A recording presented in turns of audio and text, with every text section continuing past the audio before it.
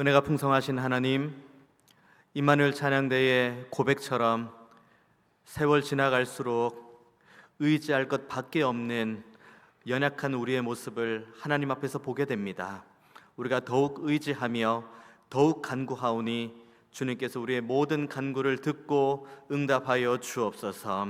그래서 우리는 하나님께서 지금도 살아 역사하시고 우리와 함께 하신다는 믿음이 더욱 견고해지게 하여 주옵소서. 이 시간 우리 모두가 하나님의 말씀 앞에 섰습니다. 이 말씀이 오늘 나에게 주시는 생명의 말씀으로 받고 우리가 아멘으로 순종하며 하나님께 나아갈 때 우리의 삶을 붙드시고 가장 선한 길로 인도하시는 하나님의 손길을 경험하게 하여 주시옵소서. 감사드리고 예수님의 이름으로 기도하옵나이다. 아멘. 이 자리에 앉아있는 우리 모두는 사랑의 빚을 다 지고 있는 존재들입니다. 첫째로는 하나님의 사랑을 받은 자, 그러니까 우리가 하나님 앞에 사랑을 구하지도 않았고 우리가 주님을 바라보며 나를 대신해서 십자가에 못 박혀 달라고 요청드린 적도 없지만 하나님께서는 먼저 우리를 사랑하시고 그리고 주님께서는 나를 대신해서 십자가에 못 박혀 죽으셨습니다. 우리에게 이것은 큰 사랑의 빚입니다. 이것은 누구에게 크고 누구에게 작은 문제가 아닙니다. 이 사랑은 이 자리에 앉아있는 우리 모두에게 동일한 은혜이고 동일한 사랑입니다. 우리가 하나님 앞에 사랑의 빚을 받은 만큼이나 우리는 누군가로부터 사랑의 빚을 받았습니다. 만약에 우리가 모태신앙이라면 우리의 부모님을 통해서 사랑의 빚을 받은 거고, 우리 중에 누군가가 전도를 받아서 이 자리에 앉아 계신다면 그 전도한 이의 수고와 섬김을 통해서 우리는 이 자리에 있는 겁니다. 우리는 하나님의 사랑을 받은 자, 그리고 누군가의 사랑과 수고를 받은 자, 그로 인해서 우리는 이 자리에 있습니다. 그렇기 때문에 우리의 입술은 기쁨과 감사와 하나님을 향한 사랑과 영광의 고백이 끊어지지 않아야 합니다. 그런데 이 사랑과 은혜의 고백에서 끊어지고 그리고 하나님과 많은 사람들에게 내가 사랑의 빚을 졌다, 내가 은혜와 긍휼의 빚을 졌다라는 생각에서 끊어지면 그 삶이 얼마나 피폐해지는지를 우리는 오늘 본문을 통해서 확인할 수가 있습니다. 오늘 본문은 두 부류의 사람이 나옵니다. 첫 번째 부류는 하나님의 은혜를 깊이 고백한 자, 주님을 향한 깊은 믿음이 있는 자. 또 한 부류는 하나님을 향한 온전한 믿음이 없는 자, 그냥 자신이 가지고 있는 생각과 자신이 가지고 있는 지혜로 판단하는 자리에 있는 자, 그 자리에 있습니다. 오늘 저와 여러분이 함께 말씀을 대하면서 나는 이 두 부류의 사람들 중에 어느 부류에 있을까? 한번 자신을 정직하게 돌아보고 동시에 우리가 반드시 있어야 될 자리에 있기로 결단하는 저와 여러분 되기를 원합니다. 오늘 함께 하나님 말씀을 볼 때 주님께서 이 말씀을 하는 모든 과정을 머릿속에 쭉 상상을 하면서 한번 머릿속에 이 영상을 한번 그림을 그리면서 쭉 한번 따라왔으면 좋겠습니다. 주님께서 한 건물 안에서 말씀을 가르치고 있습니다. 수많은 사람들이 몰려 있죠. 왜냐하면 그동안 주님께서 말씀하시는 것에 대한 권위도 대단해 보이고 그리고 주님께서 병고침에 대한 능력이 얼마나 엄청나다는 것도 눈으로 확인했기 때문에 주님 앞에서 가르침을 받고자 수많은 사람들이 몰려 있어요. 얼마나 사람들이 많이 몰려 있으면 그 집, 그러니까 그 건물 안에 그 누구도 들어설 수 없을 만큼의 사람들이 몰려 있죠. 그런데 어느 순간 한 중풍병자를 데리고 온 사람들이 있습니다. 이 중풍병자를 데리고 온 사람들은 저기만 가면 된다는 믿음을 가지고 있습니다. 오랫동안 중풍병으로 인해서 고생하고 있는데 여러 가지 방법들을 다 동원해 봤겠죠. 안 됩니다. 그런데 이 사람들은 한 가지 믿음을 가지고 있었습니다. 주님께로만 가면, 그래서 주님께서 한번 만져주시거나 아니면 주님께서 한번 말씀해 주시거나 아니면 주님께서 한번 봐주시기만 하셔도 이 사람은 나을 거다, 이 확신이 이 사람들에게 있었습니다. 그래서 집에서부터 중풍병자를 데리고 사람들이 이 주님을 만나게 하기 위해서 침상째 끌고 왔어요. 너무 많은 사람들이 있는 거예요. 갈 수가 없습니다. 주님 한번 만나게 해야 되는데 이 사람을 어떻게든 주님의 그 손길 한번 만질 수 있는 그 가까운 거리까지 가야 되는데, 우리가 멀쩡한 사람도 사람들이 가득 모여 있으면 이렇게 비집고 가는 것도 어려운데 침상을 끌고 어떻게 거기까지 갑니까? 그래도 이 사람들은 포기하지 않았어요. 포기하지 않고, 그래, 지붕 위로 올라가자 해서 침상째를 들고 사람들이 지붕 위로 올라가는 거예요. 이 사람은 전혀 거동을 못하는 중풍병자입니다. 떨어지면은 낙상이에요. 낙상 사고가 있습니다. 근데 높은 지붕까지 올라가야 돼요. 그러면 사람들이 얼마나 이 침상을 가지고 조심조심 이렇게 올라갔겠습니까? 조심조심 올라가는 것만큼 더 힘이 듭니다. 그렇게 올라가요. 그렇게 힘을 들여서 겨우 올라갔습니다. 자, 그 다음 위에가 뚫려 있는 곳이 아니에요. 지붕으로 돼 있어요. 그럼 어떡합니까? 지붕을 뜯어내야죠. 지붕을 뜯어내고 그 안에 있는 이 돌 같은 걸 걷어내고, 그리고 사람 한 명 들어갈 공간이 아니라 침상, 그 사람이 누워있는 침상이 그대로 내려갈 만큼의 구멍을 뚫습니다. 쉬운 일일까요? 쉽지 않습니다. 자, 여기까지가 중풍병자를 데리고 온 사람들의 관점이에요. 자, 그러면 건물 안에 있는 사람들의 관점에서 한번 봅시다. 예수님께서 말씀을 가르치고 있어요. 예수님께서 말씀을 가르치고 있는데 사람들이 떠들진 않겠죠? 조용합니다. 예수님은 이렇게 열심히 말씀을 하면서 가르치고 계시죠? 그런데 갑자기 위에서 부스러기가 하나씩 떨어지기 시작합니다. 흙이 조금씩 떨어지기 시작해요. 그러다 갑자기 휑한 구멍이 뚫리기 시작합니다. 하늘을 봅니다. 하늘에서 뭐가 내려옵니까? 침상이 내려오는 거예요. 지금 이 장면이에요. 친구들이 어떻게든 주님 있는 곳에 이 친구, 이 중풍병자 이 사람을 데리고 내리자. 앉아 있는 사람들은 그 조용한 가운데 위에서부터 침상이 내려오는 걸 봅니다. 이 모든 광경을 보신 주님께서 20절에 이렇게 말씀하십니다. 예수께서 그들의 믿음을 보시고 이르시되 이 사람아 내 죄 사함을 받았다. 믿음 이야기가 나오는데 어떤 믿음이 나옵니까? 중풍병자의 믿음입니까? 중풍병자를 데리고 온 사람들의 믿음을 받다고 이야기합니다. 이와 비슷한 맥락의 말씀이 사도행전 3장의 말씀에 나오는데, 나면서부터 걷지 못하는 사람이 있습니다. 아예 처음부터 이제 걷지 못하니까 다리에 힘이 없고, 이 사람의 소득의 유일한 이 수단은 구걸하는 것밖에 없었죠. 구걸을 하려면 많은 사람들이 모여 있는 곳으로 가야지 구걸을 할 수 있어요. 그래서 수많은 사람들이 때가 되면은 이 사람을 데려다가 성전 앞에 앉혀둡니다. 왜냐하면 성전은 많은 사람들이 어쨌든 왔다 갔다 하고 기도도 하고 제사도 하고 하면서 왔다 갔다 하는 곳이기 때문에, 그럼 거기에서 손을 벌리고 있으면 그만큼 많은 사람들에게 구걸하면은 돈을 받을 수 있으니까, 그래서 그 자리로 인도하는 거예요. 사람들은 거기까지예요. 어느 날 베드로와 요한이 성전에 기도하러 올라갑니다. 그런데 그날도 여전히 나면서부터 못 걷게 된 사람이 이렇게 구걸을 하고 있죠. 구걸을 하다가 베드로와 요한을 봅니다. 베드로와 요한을 보면서 간절한 눈빛으로 내가 지금 구걸을 하고 있으니까 있는 거 조금만 주세요 라는 눈빛으로 이야기를 했겠죠. 그때 베드로가 뭐라고 이야기를 합니까? 내게 은과 금은 없거니와 내가 내게 있는 것으로 주노니 나사렛 예수의 이름으로 일어나 걸으라 라고 이야기를 합니다. 그때 이 사람이 어떻게 됩니까? 벌떡 일어나죠. 벌떡 일어나서는 걷기도 하고 뛰기도 하고, 얼마나 신기하겠습니까? 태어날 때부터 한 번도 걸은 적이 없는 사람인데 주님의 이름으로 일어나 걸은 거예요. 그리고 막 뛰어도 전혀 무리가 없는 거예요. 그러니까 성전 안에도 뛰어갔다가 성전 밖으로도 나왔다가 그렇게 뛰어서 막 정신이 나간 사람처럼 왔다 갔다 계속 하는 거예요. 그걸 보고 많은 사람들이 기이 여겼죠.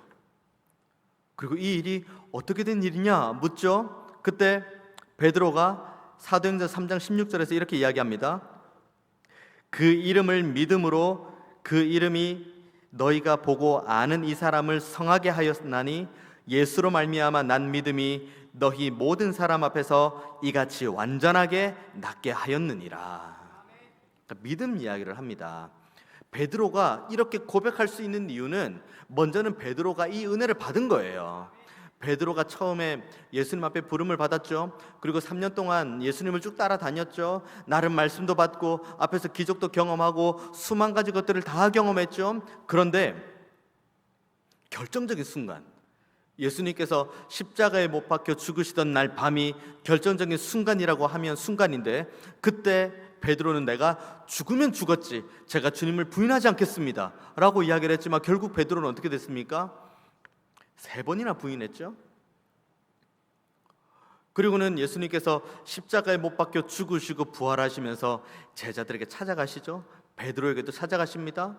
그리고 따뜻하게 안아주시고 다시 한번 사명을 주십니다. 베드로는 이 은혜를 경험한 거예요. 이 은혜를 경험했으니 성전 미문 앞에 앉아있는 그 구걸하는 사람에게도, 그리고 자신을 핍박하는 사람에게도 주 예수의 이름을 전할 수밖에 없는 사람이 되는 거예요. 야고보 마찬가지입니다. 우리가 병든 이를 위해 기도할 때 늘 야고보서 말씀 인용하잖아요. 의인의 간구에는 역사하는 힘이 크다. 믿음의 기도는 병든 자를 구원할 수 있다. 그 야고보서에 있는 말씀을 우리가 인용합니다. 야고보는 예수님의 동생입니다. 야고보는 예수님의 동생인데 예수님께서 십자가에 못 박혀 죽으시기까지 예수님을 한 번도 하나님의 아들이라고 고백한 적이 없는 사람입니다. 형 왜 저러지? 형이 정신이 어떻게 됐나? 이렇게 생각했던 사람이지, 우리 형은 하나님의 아들이다라고 생각한 적은 단 한 번도 없는 사람이었어요. 그런데 십자가에 못 박혀 죽으시고 부활하신 다음에 그 야고보에게 큰 은혜가 있고, 그 다음부터 야고보는 자기를 소개할 때 제가 예수님의 동생입니다라고는 단 한 번도 자기를 소개하지 않았습니다. 나는 주 예수 그리스도의 종이요, 이렇게 야고보는 자기를 소개합니다. 그리고는 야고보서를 그렇게 쓰는 거예요. 병든 자는 하나님께서 치료하시고 의인의 간구에는 역사하는 힘이 크다. 이렇게 야고보가 쓸 수 있는 이유는 무엇입니까? 하나님의 은혜를 자기가 먼저 경험했으니까요. 베드로가 이렇게 열정적으로 외치고 많은 사람들을 고치고 하나님의 말씀을 전할 수 있는 것도 하나님의 은혜를 먼저 받았기 때문입니다. 이 중풍병자를 침상째 가지고 온 사람들도 이들이 가지고 있는 믿음은 분명합니다. 저기 가면 낫는다. 주님께 데리고 가면은 주님께서 저 영혼을 낫게 하신다. 이 믿음이 먼저 그들에게 있었습니다. 먼저는 저와 여러분이 은혜 받기를 원합니다. 누군가를 섬기기 원하십니까? 누군가를 주님께로 인도하기 원하십니까? 그리고 누군가 상처받고 시험 들고 누군가가 낙심한 이들이 있으면 찾아가서 위로자가 되기를 원하십니까? 그러면 저와 여러분은 먼저 은혜를 받아야 됩니다. 우리가 하나님으로부터 어떤 사랑을 받았는지, 하나님으로부터 어떤 은혜를 받았는지, 우리가 그 주님의 피 묻은 손으로 눈물 닦인 것을 경험해야지, 그래야 비로소 누군가에게 찾아가서 그 흐르는 눈물을 닦아줄 수가 있어요. 앵무새처럼 말할 수는 있습니다. 하나님은 사랑입니다. 하나님은 은혜입니다. 하나님은 지금도 살아계십니다. 앵무새처럼 말할 수 있어요. 우리가 십수년간 들은 얘기가 얼마나 많이 있습니까? 그런데 그런 거 말고 우리가 하나님의 은혜를 정말 우리의 삶 속에 충만하게 받은 상태, 지금도 하나님께서는 나를 사랑하시고, 지금도 하나님께서는 나를 안아주시고, 지금도 하나님께서는 내 흐르는 눈물을 닦아주신다. 이것을 우리가 경험해야 그 다음에 우리는 여기 침상에 누워있는 중풍병자를 주님께로 데리고 가는 사람들처럼 우리도 누군가를 주님께로 데리고 갈 수가 있습니다. 먼저는 우리가 주님 앞에 나아가야 됩니다. 주님의 사랑을 받은 자, 주님의 은혜를 받은 자, 주님의 긍휼을 경험한 자, 주님의 용서와 용납을 경험한 자, 이게 먼저 우리가 경험해야 될 것이고, 그 다음이 내가 이 사랑과 은혜를 받았는데 너무 좋아, 나는 정말 죄인 중에 괴수요, 나는 그냥 지옥에 갈 수밖에 없는 영혼인데 하나님께서 나를 1절 오래 참으심으로 참으시고 지금도 나를 안아주셔서 나를 천국 백성으로 삼아주신다. 이 입술의 고백을 넘어서 우리의 믿음의 고백, 우리의 삶의 고백으로 나아가면 우리의 믿음을 통해서 한 영혼이 회복될 줄로 믿습니다. 오늘 주님께서 말씀하시잖아요. 20절 말씀, 예수께서 그들의 믿음을 보시고 이르시되. 주님께서는 오늘도 저와 여러분을 바라보시면서 그 믿음을 보기를 원하십니다. 주님을 사랑하는 믿음, 주님의 은혜와 용서를 구하는 믿음, 그리고 이 믿음을 가지고 나 혼자 사는 것이 아니라 우리의 가족을 살리기 원하고, 우리의 이웃을 살리기 원하고, 그리고 우리의 공동체 식구를 살리기 원하는 이 믿음, 주님께서는 이 믿음을 보기 원하시는데 그 믿음이 저와 여러분의 마음 가운데 충만하게 임하기를 원합니다. 반면에 이 믿음과 조금 동떨어져 있는 그룹이 있습니다. 20절 말씀 보면은 예수께서 그들의 믿음을 보시고 이르시되 이 사람아 내 죄 사함을 받았느니라 하시니, 21절 말씀, 서기관과 바리새인들이 생각하여 이르되 이 신성 모독하는 자가 누구냐, 오직 하나님 외에 누가 능히 죄를 사하겠느냐. 맞는 말씀이에요. 틀린 말씀은 하나도 없습니다. 하나님 외에 죄 사한다는 걸 말할 수 있는 사람은 아무도 없습니다. 그래서 레위기에는 죄 사함을 말하는 사람, 자칭 이단이죠. 그래서 여기는 신성 모독이라고 21절은 되어 있지만 우리가 지금 읽는 성경 이전 번역에는 참람이라고 적혀있죠. 이렇게 참남한 말을 하는 자가 누구냐, 신성 모독하는 자가 아니냐, 이 사람은 반드시 죽여야 된다. 이게 레위기 24장에 있는 말씀입니다. 그런데 이 사람 서기관과 바리새인이 간구하고 있는 게 하나가 있죠. 이 죄 사함을 선포하는 이가 하나님의 아들이라는 거예요. 우리가 하나님을 향한 믿음이 없고 하나님을 향한 온전한 사랑의 고백이 없으면 우리는 그때부터는 바리새인과 서기관의 길로 갈 수밖에 없습니다. 내가 가지고 있는 생각 충만해요. 내가 가지고 있는 지혜도 충만합니다. 내가 그동안 머릿속에 쌓고 있는 지식들 너무너무 많이 있습니다. 그런데 이것이 누군가를 살리는 자리, 누군가를 세우는 자리, 누군가를 섬기는 자리로 나아가는 것이 아니라, 만약에 우리가 바리새인과 서기관과 같은 자리에 있다면 우리가 가지고 있는 지혜와 지식으로 인해서 누군가를 판단하는 자리, 누군가를 비난하는 자리, 누군가를 평가하는 자리, 누군가를 정죄하는 자리, 그 자리로 나아가는 것이 바리새인과 서기관의 모습입니다. 그래서 여기 모습 보십시오. 22절의 말씀, 예수께서 그 생각을 아시고, 이들이 입 밖으로 뱉은 것도 아니에요. 생각한 거예요. 그런데 주님께서는 그 생각을 아시고 대답하여 이르시되 너희 마음에 무슨 생각을 하느냐. 무슨 생각하냐는 거예요. 지금 하나님을 향한 온전한 믿음, 그 믿음으로 인해서 죄 사함이 선포되고 있는데 무슨 생각을 하고 있냐, 지금 그 얘기를 하고 있는 겁니다. 그리고는 23절에 이렇게 이야기하죠. 내 죄 사함을 받았느니라 하는 말과 일어나 걸어가라 하는 말이 어느 것이 쉽겠느냐. 어느 것이 쉽겠니? 라고 묻습니다. 사람의 관점에서 보면은, 사람의 관점입니다.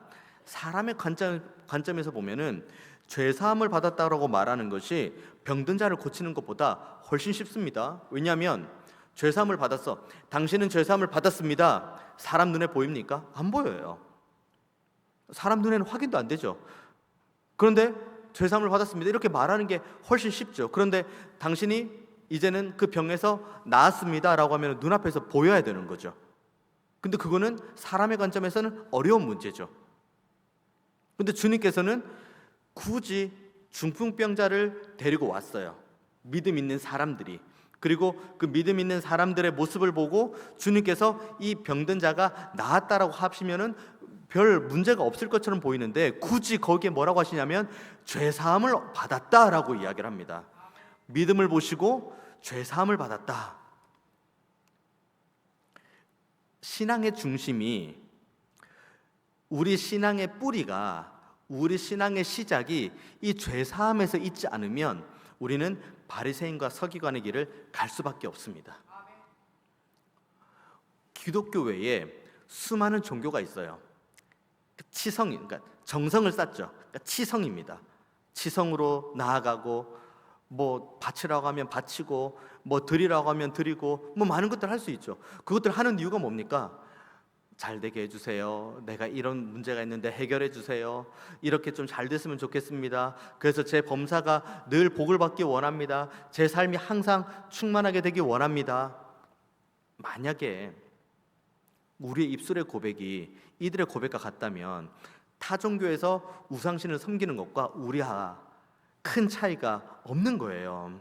그들과 우리의 첫 출발점은 완전히 다릅니다. 그들은 자신들이 만들어 놓은 종교, 자신들이 만들어 놓은 그 신상 앞에서 비나이다 비나이다 하면서 내가 가지고 있는 기도의 제목과 내가 원하는 것, 내가 바라는 것, 내가 소원하는 것 다 말하고 될 거라고 믿고, 근데 우리도 거기까지 가요. 우리도 그건 합니다. 그걸 하지 말라는 게 아니에요. 그런데 이 시작점이 어디냐는 거예요. 우리의 시작점은 병고침이 아니라 죄사함에서 시작이 되는 거예요. 주님께서 나를 위해서 죽으셨습니다. 주님께서 그리고 나를 위해 죽으시고 장사한 지 사흘 만에 부활하셨습니다. 우리는 이 죄사함, 주님께서 십자가에 못 박혀 죽으신 그 은혜, 여기에서부터 우리의 신앙의 뿌리가 시작이 되는 거고, 그러면 우리는 우리의 입술에서는 감사합니다. 주님, 저를 제 삶을 얽매이는 죄에서부터 자유케 해주셔서 감사합니다. 이 감사의 토대를 가지고 우리가 하나님 앞에 마땅히 아뢰을 것들을 아뢰는 거예요. 그래서 빌립보서에 감사함으로 하나님께 아뢰라는 건 그런 의미입니다. 기도의 제목이 응답이 된다, 응답이 될 거다, 여기에 대한 감사이기도 하지만 우리가 기도할 수 있는 존재로, 우리가 주님을 사랑할 수 있는 존재로, 우리가 천국을 사모할 수 있는 존재로 우리를 바꾸어 주신 것에 대한 감사로 하나님께 아뢰는 겁니다. 그렇지 않다면 우리는 여기 있는 바리새인과 서기관처럼 여전히 우리가 가지고 있는 걸, 우리가 가지고 있는 생각, 우리가 가지고 있는 지혜, 우리가 가지고 있는 판단을 가지고 누군가를 판단하고, 누군가를 평가하고, 그리고 누군가를 비난하는 자리로 나아갈 수밖에 없습니다. 어느 길에 서시겠습니까? 우리가 죄사함을 받았으니 하나님 앞에 감사하는 자리, 하나님의 은혜를 구하는 자리, 그리고 하나님의 더 큰 사랑을 힘입어서 그 사랑과 은혜를 갈구하는 자를 하나님 앞으로 데리고 오는 자리에 있으시겠습니까? 아니면 바리새인과 서기관처럼 이 신성모독하는 자가 누구냐? 이 참남한 말을 하는 자가 누구냐? 내 생각과 내 판단과는 전혀 다른 얘기를 하는데 뭐지? 라고 하는 그 자리에 있을 것이냐? 선택은 저와 여러분의 몫이지만 바라기는 하나님의 사랑과 은혜 안에 머무는 자리, 우리가 죄사함을 받았다, 이 믿음으로 인해서 감사하는 자리에 있는 저와 여러분 되기를 원합니다.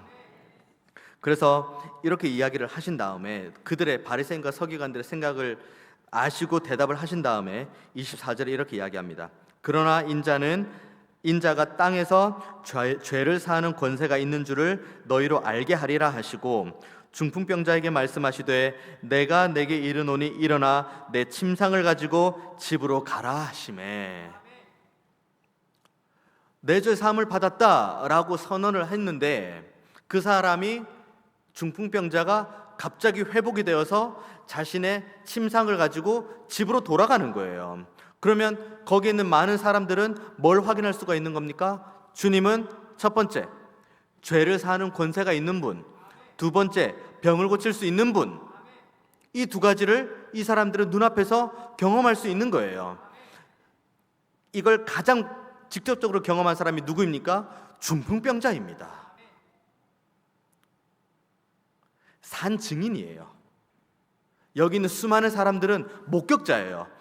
주님께서 죄사함을 말하니까 저 사람이 나와가지고 침상째 가지고 집으로 갔어. 목격자예요. 하지만 중풍병자는 누구 일입니까? 내 일이에요, 내 일. 내가 은혜 받았어요. 내가 죄사함을 받고 내가 병고침을 입었습니다.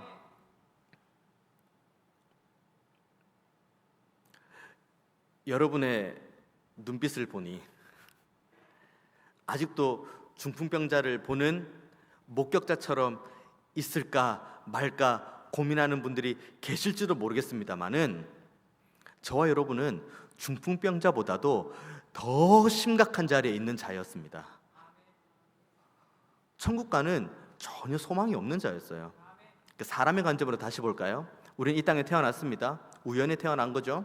살아갑니다. 그냥 뭐 먹고 뭐 이렇게 자고 이렇게 하니까 키도 몸무게도 쑥쑥 자라죠. 그리고 뭐 초등학교 들어가고 뭐 중학교 들어가고 뭐 이렇게 뭐 하고 뭐 결혼하고 뭐 자녀 낳고 가정을 이루고 그러다가 때가 되면 죽는다.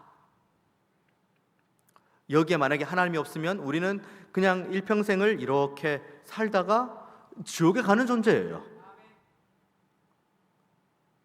그런데 그런 심각한 우리의 상태를 주님께서 다만 불쌍히 여기셔서 우리에게 은혜를 주신 거예요.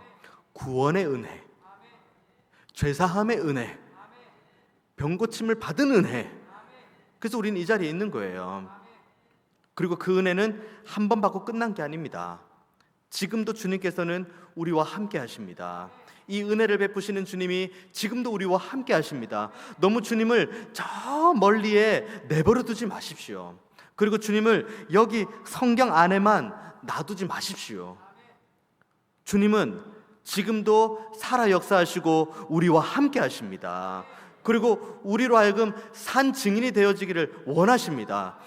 계속해서 은혜 주기 원하시고 계속 사랑으로 품어주기 원하시고 오늘도 우리를 용서하시고 용납하시는 분이 주님이십니다. 우리가 먼저 경험해야 돼요.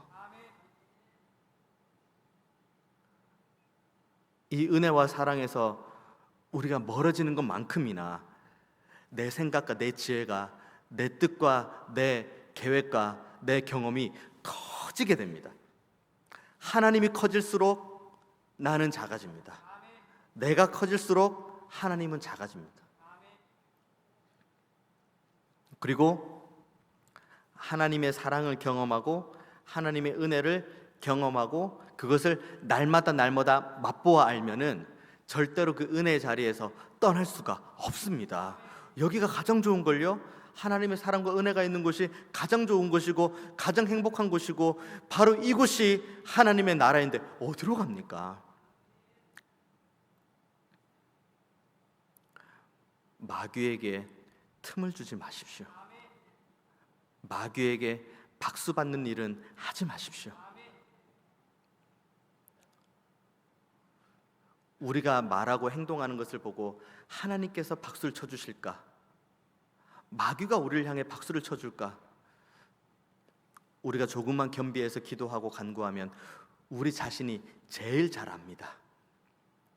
제가 예전에 함께 신앙생활하고 섬겼던 청년 한 명이 있는데 그 지체는 공부도 꽤 잘했어요. 그리고 교회도 굉장히 잘 섬겼고 그러다가 유학길에 오를 수 있는 기회가 생겼어요. 그리고 굉장히 좋은 학교였고 거기에서 석사와 박사를 잘 마무리하면은 이제 뭐 미국에서 자리를 잘 잡을 수도 있고 한국에 와서도 괜찮은, 그러니까 소위 말 그대로 이제 그 앞길이 열려 있는 그 유학길에 오른 친구가 있습니다. 축복해 줬죠. 섬기는 목사로서 너무 잘 됐다. 축복한다. 내가 기도할게 하고 그렇게 기도하고 이제 그렇게 헤어졌어요. 그리고 몇 달이 안 돼서 이제 그 친구가 돌아왔는데 한국으로 다시 돌아왔어요.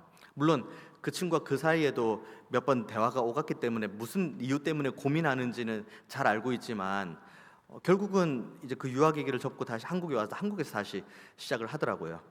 그 친구가 한국으로 왜 돌아왔는지 아십니까? 랩실, 그러니까 실험실에 자기가 있는데 예배를 못 드린대요. 하나님께 주일에 예배를 못 드린대요. 못 하겠대요. 본인이 제일 잘 알죠. 이 유학의 시작이 얼마나 큰 은혜로 여기까지 온 건지, 그리고 이 유학의 끝을 갔을 때 내 앞에 펼쳐지게 될 수많은 말 그대로 탄탄대로가 놓여질지 너무 잘 아는 친구죠.